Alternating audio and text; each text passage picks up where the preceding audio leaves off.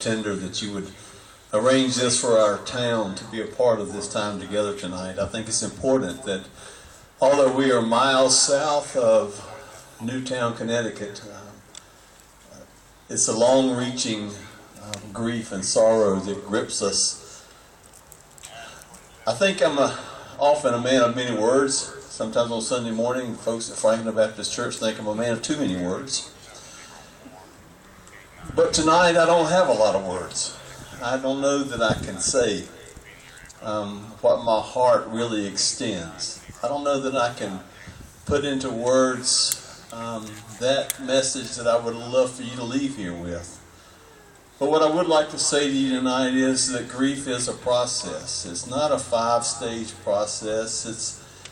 It's an ongoing process. It's a process that's much like a roller coaster. And instead of a series of stages, we could say that it's ups and downs, and it's long climbs, and it's deep valleys, and in the grief process that we go through along with the families and friends of those in Newtown, Connecticut tonight. Lord, I do know that the God that I serve and the God that I worship is a God who heals broken hearts. And He binds the wounds of the souls of men.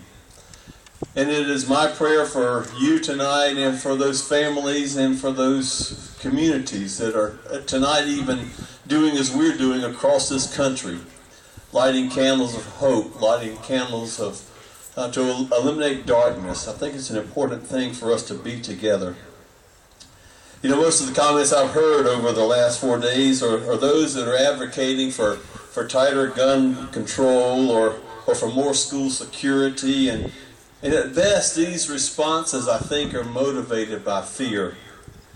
And while these remarks are a natural extension of our process of working through this, and we're wanting to make sure it doesn't happen again, these reactions do not soothe the hurt. They do not alleviate the pain. And they are of little consolation to the families who have lost children and loved ones. So we search for another way to react and to respond. And I believe that way is to love.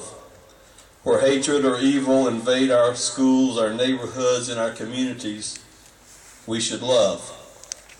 For to love and to love one another is to see our way through the darkness and into the light of a new day.